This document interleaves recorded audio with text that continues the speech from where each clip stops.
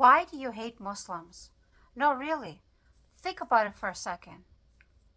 What has a Muslim done to you personally that has given you this negative opinion about Muslims and the religion in general?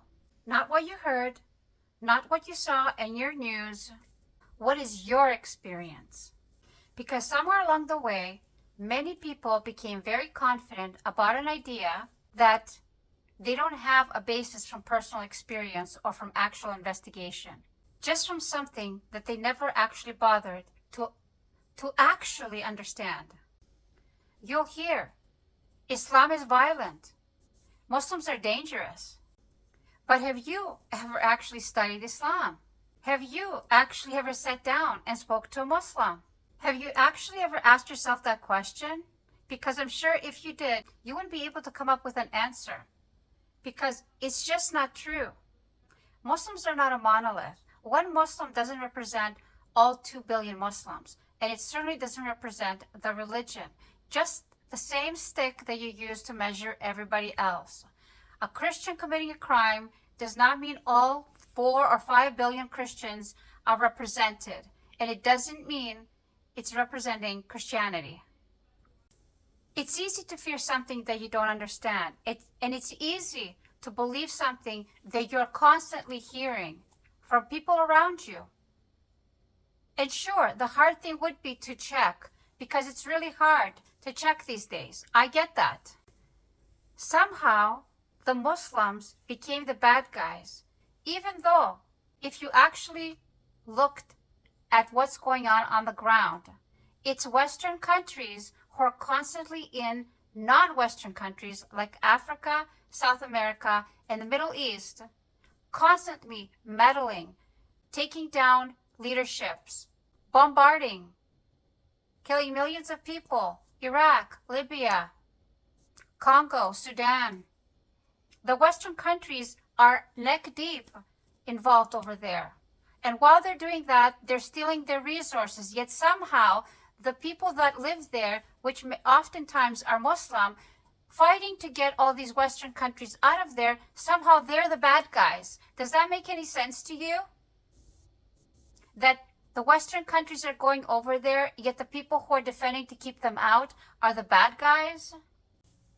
And the other thing that people should think about is there are roughly 2 billion Muslims in the world. Different countries, different lives, different people. They are not all one group that thinks and acts in the same way. There are Chinese Muslims. There are over 80 million Chinese Muslims, over 200 million Indian Muslims, over 280 Indonesian Muslims, and millions of Muslims that are in Europe, Africa, South America, North America. We are not a monolith. We are just as diverse as Christians.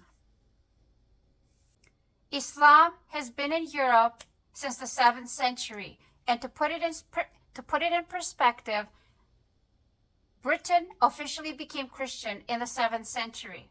We have been there the whole time. We never left. Islam and Christianity are both equally a part of Europe.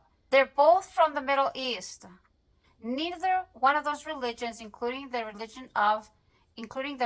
Jewish religion, they are not European. They're from the Middle East. So when you think that those are other people, no, they're not. Jesus wasn't blonde and blue-eyed. And even if we were to look at statistics, violent statistics worldwide, it would not paint you the picture that you think it would be. In fact, you would be surprised how violent your country. I suggest you take a look, because violence has everything to do with poverty, ignorance, lack of education, and political instability. That's why you can't take news headlines and turn them into a general blanket opinion about billions of people in the whole world, because you wouldn't like somebody to do the same thing to you.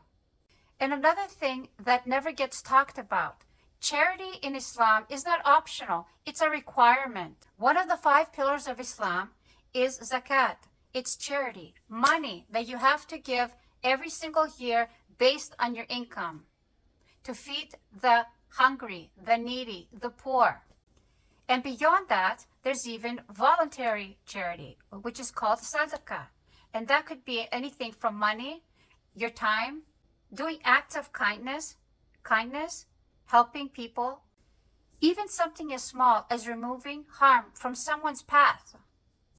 And we're not talking here about theory. We're talking about billions of people whose life revolves around kindness and charity every day of the year. And across the world, Muslims contribute massively in charitable organizations. The question isn't whether Islam is good or bad. The real question is, are your opinions based on knowledge or just repetition? Constant repetition. Because it's easy to judge people. It's easy to judge 2 billion people that you've never actually met. And it's actually hard to do a little bit of research, which is really easy these days, but will actually help you to get over your hate and actually understand people.